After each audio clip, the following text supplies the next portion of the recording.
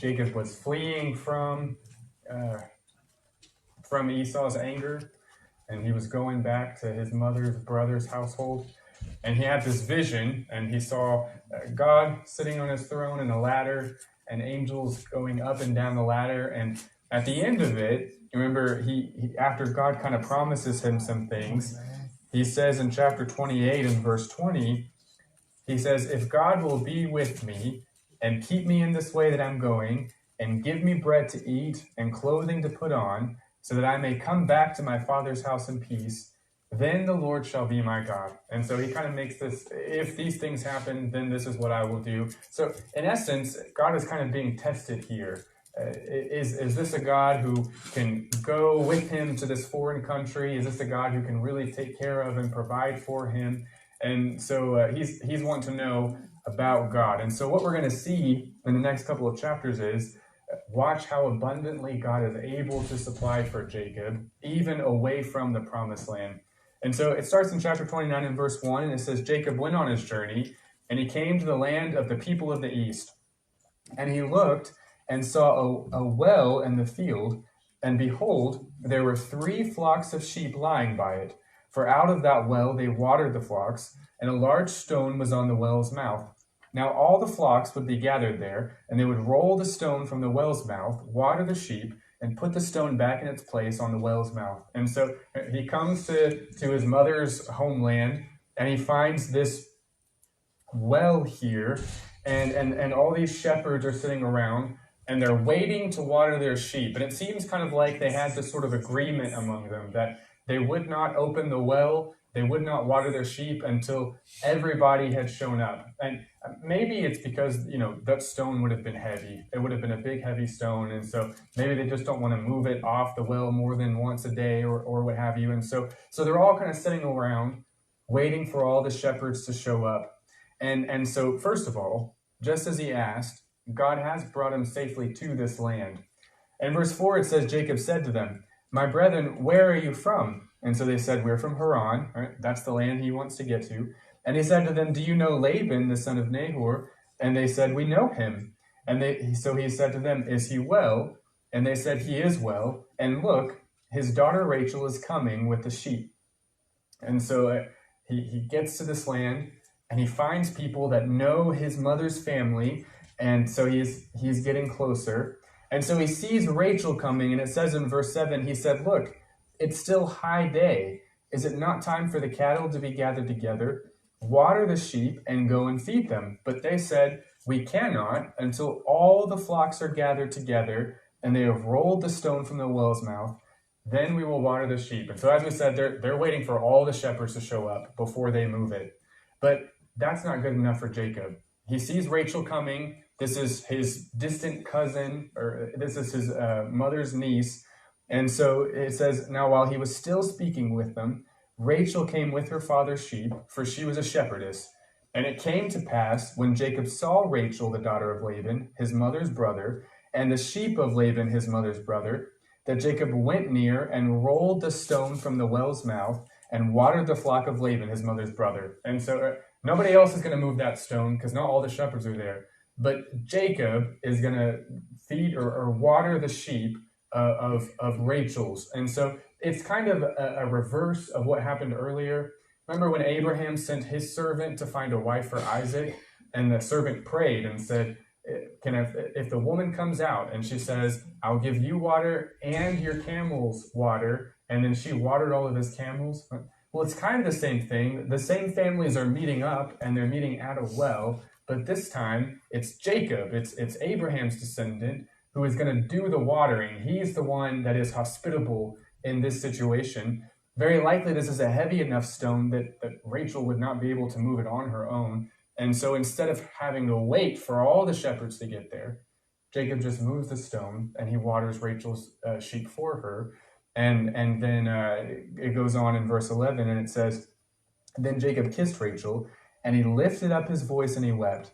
And Jacob told Rachel that he was her father's relative, and that he was Rebekah's son. And so she ran and told her father. Now, he kissed Rachel, right? That's not like a romantic kind of kiss, you understand, right? This is how they greeted one another, a kiss on the cheek, something like that. And so he is greeting her, And he has this kind of strong showing or outpouring of emotion. I remember he's been through kind of a lot of difficult things. Right? He, after deceiving his own father and stealing his own brother's blessing, his brother decided that he wanted to kill him. And so his mother sends him away from home, and he goes on this long journey all by himself. And so now he has arrived safely. He has found his mother's brother's family, and so he's weeping after kind of getting to this place of security and safety. And so she runs home to tell her father all the things that happens. And so it came to pass, verse 13, when Laban heard the report about Jacob, his sister's son, that he ran to meet him, and he embraced him, and he kissed him, and he brought him to his house. And so he told Laban all these things. And Laban said to him, surely you are bone of my flesh. And he stayed with him for a month. And so now he has met his uncle, and he is fully embraced, fully brought into this home, and he has the security. He's arrived in this place as God promised him that he would be. And so we can check the first box. God did deliver him to the home of his uncle Laban. Second, God provides a wife for Jacob. It says, Laban said to Jacob, verse 15, because you are my relative, should you therefore serve me for nothing? Tell me, what should your wages be? And so in verse 14, it says he'd been there about a month at this point. He'd been there a month, and apparently he'd been helping out. Right? His mama raised him. If you're in somebody's house, you help put the food on the table, right? And so he's helping out and doing things. But Laban says, you're not just a servant, right? You're not just someone who owes me something. You're my relative. And so let me help you build your wealth. Let me pay you something for what you're doing. And it says in verse 16, Laban had 2 daughters, and the name of the elder was Leah, and the name of the younger was Rachel. And Leah's eyes were delicate, or some translations say they were weak eyes. And then it says that Rachel was beautiful of form and appearance. And Jacob loved Rachel. And so he said, I will serve you 7 years for Rachel, your younger daughter. And so this is the payment, or what he wants is for 7 years so that he can marry his daughter. And that's normally whenever they would marry somebody, there would be some kind of they call it like a dowry or things like that, that they would pay to the father of the bride. And so in lieu of money or of cattle or what have you, he says, I'll work for the right to marry your daughter. And so Laban said, it's better that I give her to you than I should give her to another man. And so stay with me. And so Jacob served 7 years for Rachel, and they seemed only a few days to him because of the love that he had for her. Now that's kind of a neat idea. 7 years is a long time, right? A lot of things can happen in 7 years, but he's just so motivated and so excited about being married to Rachel that it says at the end of it, it's just like a blink of an eye to him because he knew what he was working for, and that was worth it to him. His love for her kind of made the years fly by. And it kind of reminds me, you think we also are waiting. Ephesians chapter 5 describes us as the bride of Christ, and that we are waiting for that final day when we get to be fully united with Christ and to be with God for eternity. And that if we are serving God out of love, as he's serving for Rachel out of love, that it can maybe make the years just fly by out of anticipation and excitement for God to come back. Now, whether that's we die before that happens or we are here when he comes back, either way, it's really about your focus. 7 years could be like a drudgery to some people because they're focused on the wrong things, or they can fly by because you're focused on what you love and on the anticipation of something really good that's coming. And so Jacob said to Laban, after the 7 years, he said, give me my wife, for my days are fulfilled, that I may go into her. And so I don't know if he planned it from the start or if this is just a convenient thing that he thought of along the way, but Laban kind of has a plan. He gathered together all the men of the place. He made a feast, and it came to pass in the evening that he took Leah his daughter, and he brought her to Jacob, and Jacob went into her. And Laban gave his maid Zilpah to his daughter Leah as a maid. And it came to pass in the morning that, behold, it was Leah. Right? That was probably quite a shock, first thing in the morning. And so he said to Laban, what is this you have done to me? Was it not for Rachel that I served you? Why then have you deceived me?" And Laban said, "It must not be done so in our country to give the younger before the firstborn." In other words, that it's right for Leah to get married first. And so he's basically saying, I had to do this. Now, if that's true, and I don't know if that's a rule that they had or not, if he's making this up, but if that is true, you'd think he could have given Jacob a heads up about this, but he doesn't, and that's probably for a reason.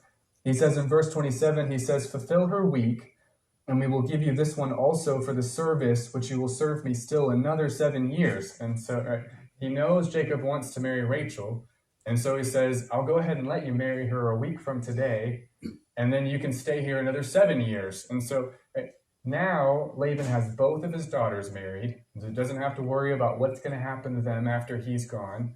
And he's got Jacob's service for 7 more years. Right? This was crafty. Right? This was very deceptive. Laban is really benefiting from the situation. And so that's what Jacob does. It says in verse 28, he fulfilled her week, and so Laban gave him his daughter Rachel, his wife also. And Laban gave his maid Bilhah to his daughter Rachel as a maid. And Jacob also went into Rachel, and he loved Rachel more than Leah, and he served Laban still another 7 years. Now this is, it's almost like the idea of what goes around comes around, because this is who Jacob is. Twice at least now, we've seen him deceive and trick people and work things for his own favor. Now he's getting a little bit of the taste of that same kind of medicine. And we're going to see that while God is blessing Jacob greatly in this foreign land, just like he promised to do, he's also shaping who Jacob is. And by the time that Jacob gets back to the promised land, when there are occasions when his sons deceive and trick people, Jacob is very upset about it. He no longer thinks it's funny to trick people into getting things. God is shaping Jacob, and part of that is because Jacob is getting a little bit of the taste of that same thing. Laban is deceiving him the way that Jacob has deceived others, and Jacob's learning it's not so funny to take things from other people that you didn't deserve or that you didn't get honestly. All right, any thoughts or comments on what we've looked at so far?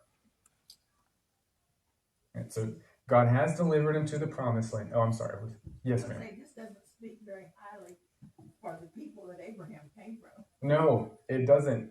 Abraham is really, he's kind of a... Go ahead, I'm sorry. Well, he was just different, I guess. Yeah. God knew that he was different and pulled him away from these people. Mm-hmm. Yeah, they don't seem to be, in some ways at least, they don't always seem to be the most up and up kind of people. And so, yeah, but he's delivered him to the promised land. And despite the fact that the table returned, God has provided a wife for Jacob. And so next, he is going to deliver Jacob children.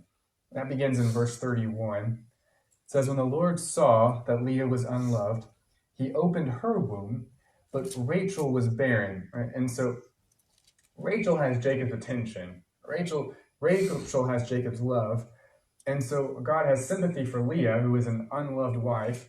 And so he closes Rachel's womb and allows Leah to bear children. And later in the law of Moses, this will be an important kind of thing. It'll talk about, if a man has more than one wife and he loves one and he doesn't love the other, when the first one to have a son, if she's the unloved wife, her son still has to be the firstborn, still has to receive the double portion. God will put things in there to protect these women from some of the things in the situation where there's more than one person, or more than one woman married to a man. And so here we see God's doing kind of the same thing. He allows Leah to have children out of sympathy for her situation.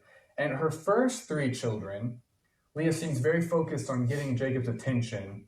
And that's, you notice this in how she names them. It says in verse 32, Leah conceived and bore a son, and she called his name Reuben, for she said, "The Lord has surely looked at my affliction, and now, therefore, my husband will love me." Right? I've had a baby, so I will be the favorite wife now, or I'll at least get attention from him. Then she conceived again and bore a son and said, "Because the Lord has heard that I am unloved, he has therefore given me the son." And she called also his name Simeon. And she conceived again and bore a son and said, "Now this time my husband will become attached to me, because I have borne him 3 sons." and therefore his name was called Levi. But the fourth son is a little different. The fourth son, she seems to be less concerned about Jacob, and it says she conceived again and bore a son and said, "Now I will praise the Lord." Therefore she called his name Judah, and then she stopped bearing. And the name Judah just means praise. And so this last son, for her, it's not about Jacob anymore. She's just praising God because she has this son, and she's sort of, I guess, if not content, at least resigned to her situation. But of course, this becomes a competition. Chapter 30, verse 1, it says, Rachel saw that she bore Jacob no children, and she envied her sister and said to Jacob, "Give me children, or else I will die." This is a very dramatic kind of response. And so Jacob's anger was aroused against Rachel, and he said, "Am I in the place of God, who has withheld from you, withheld from you the fruit of the womb?" In other words, it's not that they weren't trying to have children, it's just that it wasn't working for them. And so he's saying, what do you want me to do about that? And so she said, "Here is my maid Bilhah, go into her, and she will bear a child on my knees, that I also may have children by her." And so very similar to what Sarah did with Hagar and Abraham, this was a common cultural practice. If a woman couldn't have children, this was just something that was frequently done in their time. The child would be born by a servant, but it would legally be the mother's child. And so that's kind of the arrangement that they're setting up here.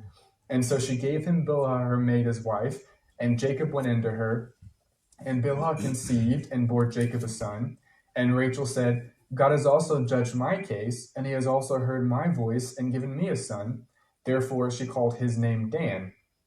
And that's the name Dan means judge. In other words, he judged my case and gave me a son. And Rachel's maid Bilhah conceived again and bore Jacob a second son. And Rachel said, "With great wrestlings I have wrestled with my sister, and indeed I have prevailed." So she called his name Naphtali. And she talks about the wrestlings, and that's really a common theme through this section. In just a few chapters, what is Jacob going to do with God? He's going to wrestle with God. And so there's kind of an idea through this theme of striving and trying to either have it my way or end up submitting to God's way, and the sacrifices that come through that. But here you have these two sisters who are sort of wrestling for their husband's attention. And so that's verse 9. Leah sees what's happening, and she had stopped bearing her own children. And so she took Zilpah, her maid, and gave her to Jacob as wife. And so Leah's maid Zilpah bore Jacob a son. And Leah said, "A troop comes." She has 5 children now. So that's her troop, her little army of boys. And so she named him Gad. And Leah's maid Zilpah bore Jacob a second son. And Leah said, "I'm happy, for the daughters will call me blessed." And so again, it seems like as time goes on, she's getting less and less concerned about the competition, and she's just happy to have this child, and so she names him Asher. Now, verse 14, we have Reuben, who he's not grown yet by any means, but he's getting a little bit older. It says, "Reuben went in the days of the wheat harvest, and he found mandrakes in the field, and they brought him to his mother Leah. And Rachel said to Leah, 'Please give me some of your son's mandrakes.'" Now, the thing with the mandrakes is, the ancients kind of had this belief that mandrakes were something that you could use as sort of a way to encourage fertility, or to encourage that kind of relationship. And so that's what the mandrakes were used for. And so he brought this to his mother, and Rachel sees it. And remember, Rachel's never had a child. And so now, I don't know how common mandrake was, but this seems to be kind of a special thing because he found it and he brought it to his mother. Well, it's been a while since Leah has had children from her own womb. She's had some through her maidservant, but not from her own. And Rachel has never had one. And so now both of these women want this. And so verse 15, she said to her, "Is it a small matter that you have taken away my husband?" Which I think the idea there is Jacob probably spends most of his time with Rachel. And when he decides where he's going to sleep at night, it's most often in the tent with Rachel. And so he says, you've taken my husband. Would you take away my son's mandrakes also?" And so Rachel said, "Therefore, he will lie with you tonight for your son's mandrakes." Right? There's kind of a trade. He can spend some time with you, and I'll have the mandrakes. And so Jacob came out of the field in the evening, and Leah went out to meet him and said, "You must come in to me, for I have surely hired you with my son's mandrakes." In other words, I feel like I have to buy your time. I feel like I have to pay something for you to spend some time with me. And so he lay with her that night, and God listened to Leah, and she conceived and bore Jacob a fifth son. And so Leah said, "God has given me my wages, because I have given my maid to my husband." And so she called his name Issachar. And then Leah conceived again and bore Jacob a sixth son. And Leah said, "God has endowed me with a good endowment, and now my husband will dwell with me, because I have borne him six sons." And so she called his name Zebulun. And then afterwards she bore a daughter and called her name Dinah. And so Leah is finished having children, and her maidservant is finished having children. Jacob has a bunch of children.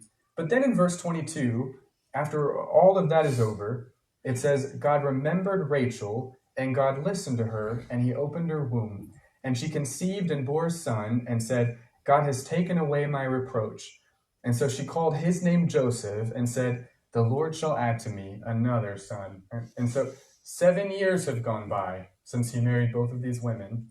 And in the span of 7 years, he's had 11 sons and at least one daughter that we know of, probably just the one daughter, through these 4 different women. And while certainly we can see on the one hand, when God said in Genesis chapter 2, one man and one woman, he had good reason for that. This is a complicated and messy and competitive kind of situation that should not have been the case. But on the other hand, despite the fact that they're kind of in this situation, God is blessing him with this multiplicity of children, with all of these babies. And so God, sometimes we make a mess out of our situations. Jacob is in this mess because he deceived his father and his brother was going to kill him. And so he came all the way out here. And remember, I know we've kind of talked about this before, that what probably would Isaac have done if Jacob had not deceived him? He would have sent a servant to get a wife, and he would have only had the one wife probably. But because of all this, he's in this mess. But despite the mess, God is still able to bless him abundantly with all of these children. All right, any thoughts or comments on his family situation? All right, picking up then in verse 25. God provides Jacob with wealth. Now it's been 14 years, and Jacob is finally ready to go back home. Now I'm not sure if this is on his own initiative, if he just decides one day. It's possible that he was waiting for Rachel to hopefully have a baby, because a woman who hasn't born a child on her own in this time period has a more questionable legal status, and he might have been concerned about her father trying to keep her or something, because it says at the beginning of verse 25, it says, "It came to pass when Rachel had borne Joseph that Jacob said to Laban, 'Send me away, that I may go to my own place and to my own country.'" And so it's possible that Rachel, having born a child, he felt like it was safe now for them to leave. But remember, he doesn't yet know how Esau feels about him, unless maybe his mother has sent him word of some kind. And that's what she said that she would do back in chapter 27 and verse 45. She said to go until your brother's anger turns away from you and he forgets what you have done to him, and then I will send and bring you from there.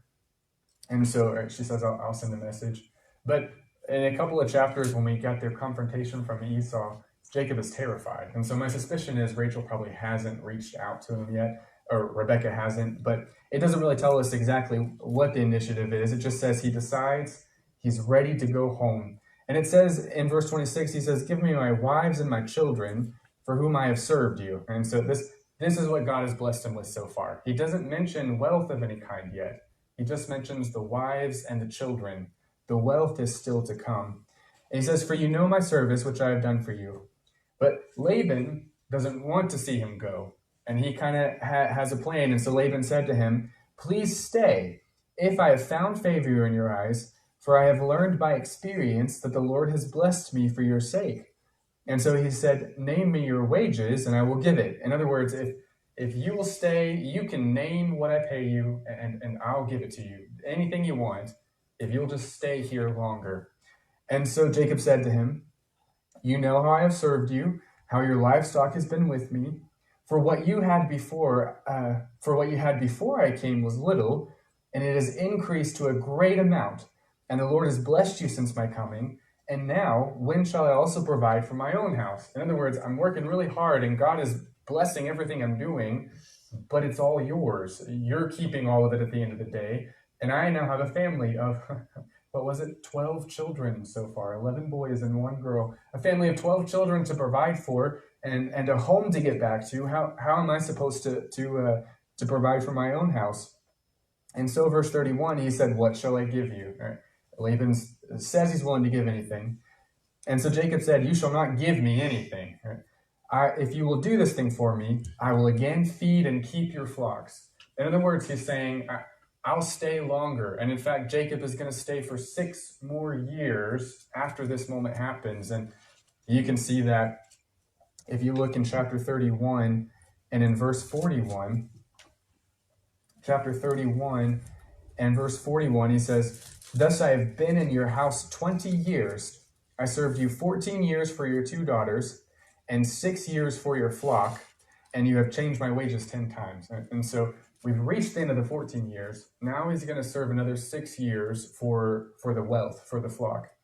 And so verse 31, he says, I will again feed and keep your flocks, but this is what he wants. If you will, let me pass through all your flocks today, and removing from there all the speckled and all the spotted sheep, all the brown ones among the lambs, and the spotted and the speckled among the goats, and these shall be my wages. Now basically what he said here is he said, I'll take the smallest portion of the flock. Because normally in any flock of lambs and goats, the spotted and speckled and striped ones, they're the anomalies. They're genetically, they're less likely to happen. And so you can read old documents about what shepherds would earn as a profit when they worked for other people. 20% was normal, but the spotted and speckled was only like 10 or 15%. And so basically he's saying, I'll feed your sheep if I can keep the smallest portion of the flock. And basically he's saying he's going to work for less than most people would work for. And so verse 33, he says, my righteousness will answer for me in time to come. When the subject of my wages comes before you, every one that is not speckled and spotted among the goats and brown among the lambs will be considered stolen if it's with me. You can have all of the solid colored ones. I'll take the speckledy ones. And so verse 34, Laban loves this idea. He says, oh, that it were according to your word. I'd love to get rid of just a little bit and keep all the rest of it. And so this is what Laban does. Now notice, Laban is still a trickster, right? He's still trying to best Jacob. It says he removed that day the male goats that were speckled and the ones that were spotted, all the female goats that were speckled and spotted, every one that had some white in it, and all the brown ones among the lambs, and he gave them into the hands of his sons. Now, if he takes his flock, if Laban takes his flock, and he takes all the speckled ones out and all the spotted ones out, and he just gives Jacob the solid colored ones to breed, what does Laban assume is going to happen to Jacob's flock? He really won't have a flock, will he? Because hypothetically, if he just has these solid colored ones to breed, it's just going to breed more solid ones. And so Laban is basically trying to force the situation where Jacob doesn't have anything to take with him, in essence, when he leaves. He gives those to his sons. And then it says in verse 36, he put 3 days' journey between himself and Jacob fed the rest of Laban's flocks. And so he kind of separates them out to keep Jacob from all of the speckled and spotted ones and so forth. But so that Jacob owns this flock now of these solid ones, but he's still feeding the ones over here. And that's, they're talking about Jacob will have the descendants of these, right? He doesn't own the solid ones, he owns the descendants of the solid ones. Okay. So verse 37, it says, now Jacob took for himself rods of green poplar and of the almond and the chestnut trees, and he peeled white strips in them, and exposed the white which is in the rods. And the rods which he had peeled, he set before the flocks in the gutters, in the watering troughs, where the flocks came to drink, so that they should conceive when they came to drink. And so the flocks conceived before the rods, And the flocks brought forth streaked, speckled, and spotted. Okay, now I had to do a lot of reading because this really confused me when I first read it. I thought, what on earth is this talking about? But best I can understand this, he took a bunch of rods and he stripped part of the bark off of them so that they looked sort of speckled and spotted. Okay, and this was based on a superstition that ancient people had that whatever the female goat was looking at whenever she conceived, that's the kind of baby that she would have. Now, you might laugh and think that's really ridiculous, but the truth of the matter is people are not so different today, are they? You ever heard all those internet articles where it's like if you sleep with an orange under your bed and get up and drink lemon juice at 3 a.m. in the morning, you will have a boy, right? I mean, like that's a thing, isn't it? That I mean, I made that up, but the things like that people are kind of superstitious about trying to dictate what kind of baby they're having. That's not so different. That's what he's doing. It's a superstition. Yes, sir. No, thing is, though, it worked. It worked, but yeah. God's help. Yeah. Because God, that's right. Yeah. And that's if the Dallas Cowboys win on the day that you wear your lucky socks, is it really because you wore your lucky sock? Right? I mean, that's the superstition, it worked, but why did it work? He's going to talk about that in chapter 31 when look at chapter 31 and verse 9. So God has taken away the livestock of your father and given them to me. Right? He figures out where it comes from. Verse 12, God says, lift your eyes now and see, all the rams which leap of the flocks are streaked and speckled and gray spotted, for I have seen all that Laban is doing to you. Right? I'm the one that made that happen, not really a superstition. Don? Oh, I thought you had your hand raised. Well, I don't know anything about sheep. I've used pigeons, and the guy that I buy the pigeons from, all he has is white pigeons. Okay. But that's what he likes. But I buy about 200 babies from him a year. And out of 200 babies, there won't be more than 70. Probably they're all white. That are pure white. Yeah. Yeah. The recessive gene is always in there. When they split those flocks, they didn't split all the genes. That's right. That's right. Those recessive genes are in there. And so it is within God's power of providence to make this happen for Jacob. But Jacob is trying hard here to secure his wealth for himself. And so, as Kenny said, it says there in verse 39, it says, the flocks conceived before the rods, and the flocks brought forth streaked, speckled, and spotted. Right? And so suddenly Laban's flocks are not really having solid colored babies at all. They're almost exclusively having the kind that benefits Jacob. Then, verse 40, Jacob separated the lambs, and he made the flocks face toward the streaked, and all the brown in the flocks of Laban. And then he put his own flocks by themselves, and did not put them with Laban's flock.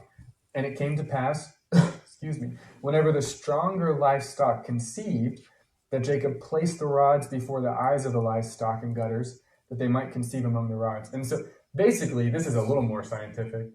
He is being very careful over this 6-year period. He's being very careful about what time of year he puts the rods out, because among those goats and lambs, they're more likely to be healthy if they're born at a certain time of year than others.